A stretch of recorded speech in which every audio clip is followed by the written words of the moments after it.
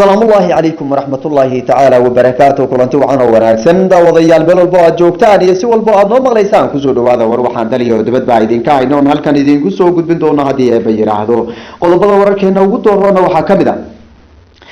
dagaalada ka socda waqooyiga dalka Itoobiya iyo goobihii ay ku dambeeyeen iyo dhammaanba xaaladihii ugu dambeeyay ee dalka Itoobiya ayaa warkeena kaga bogan doontaan ciidamada dawladda federaalka Itoobiya oo sheegay inay qabsadeen deegaamo aad u badan ayna cagta mariyeen dhammaanba fariisiimihii ay ku lahaayeen xogaga TPLF halkaasi waxayna sheegeen ciidamadu inay gacanta ku hayaan maxaabiis badan oo ka tirsan xogaga TPLF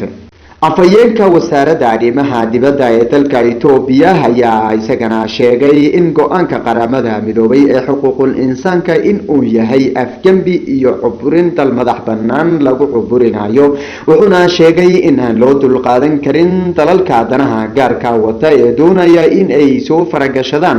xaaladda dalka Itoobiya inaan marna laga yeeli doonin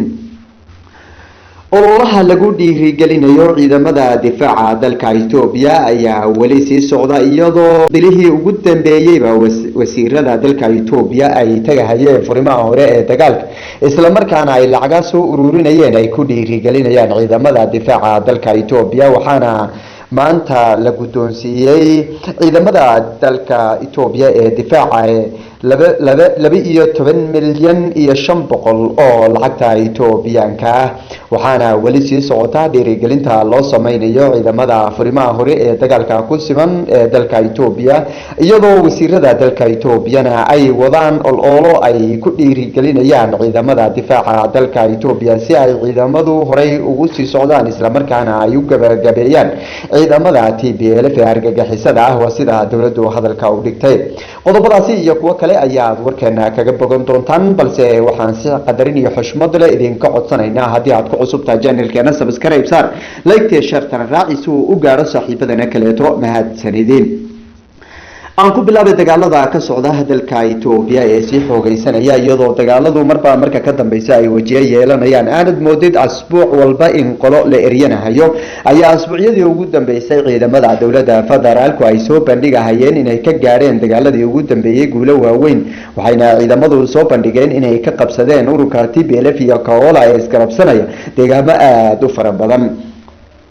asbuucyadii ugu dambeysay ciidamadu waxay wadeen hormaro ay ku doonayaan ama hormaro ay ka sameeyeen dagaaladii ay la galayeen xogaga mucaaradka waxayna soo bandhigayeen goob walba oo ay qabsadaan ugu dambeyntiina shalayto waxay qabsadeen magaalooyin waaweyn oo ka tirsan gobolka Wallo iyadoo aad moodid xogaga TPLF in ay ku jabeen dagaaladii ugu dambeeyay laguna wado baacsi aad u xoog badan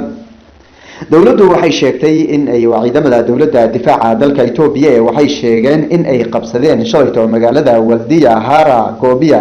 iyo Roobediyo oo sheegay in ay walina u sii ruqaansadeen dhinaca magaalada Alamata oo aan ka dheereen magaalada Waldiya ee ay qabsadeen shalayto ciidamada dawladda difaaca dalka Itoobiya ayaa soo bandhigay magaalooyinka iyo goobaha ay qabsadeen iyagoo sheegay in ay fariisiimihii ciidamada TPLF ay halka ku lahaayeen inay cagta mariyeen isla markaana ay ku sii daba jiraan kooxda TPLF dhinaca ay u carartay aan looga hari doonin ilaa wadanka laga saaro ciidamada dawladda dalka Itoobiya ama ciidamada militariga ee dalka Itoobiya ayaa moodaa inuu ka duwan yahay qababkii hore ee ay u wadeen dagaalka iyagoo soo bandhigaya xeelado aan wali horey looga baran isla markaana goobihii ay dagaalka ka bilaabaan baa horey gacanta kaga dhigahaya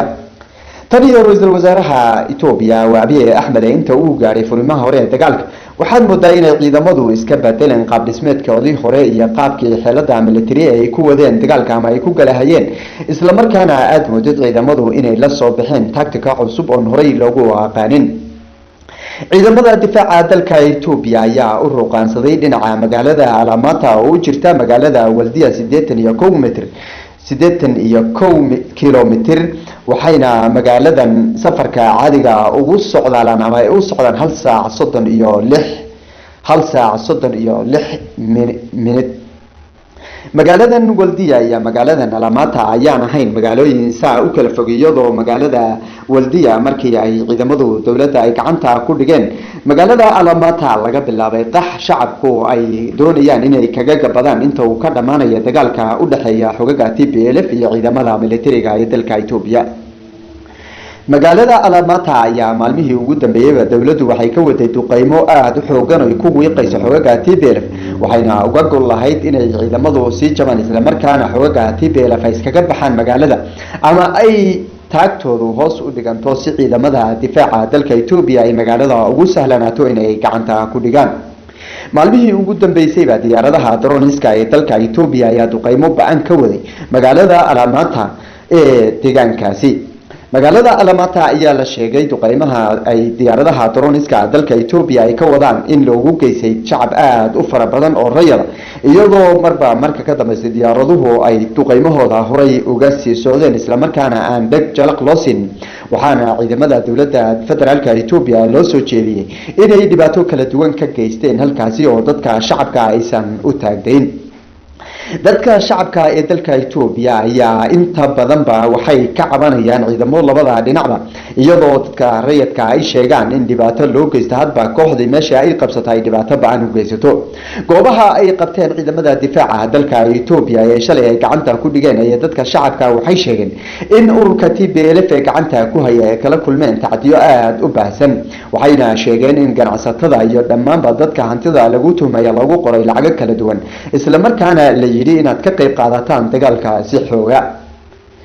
ciidamadan isku hardinaya dalka Itoobiya waa ciidamada difaaca dalka Itoobiya iyo kuwan mucaaradka ayaa kuwa ka kaleeto wuxuu ku eedeeyaa inuu dadka rayidka u geystay dhibaato baahsan waana wax iska caadi ah ka noqotay dalka Itoobiya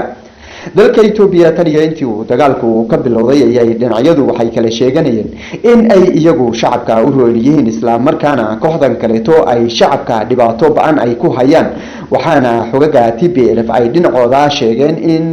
ciidamadan difaaca dalka Itoobiya ay dhibaato aad u baahsan ay ku hayaan shacabka dalka Itoobiya isla markaana aysan doonin shacabka dalka Itoobiya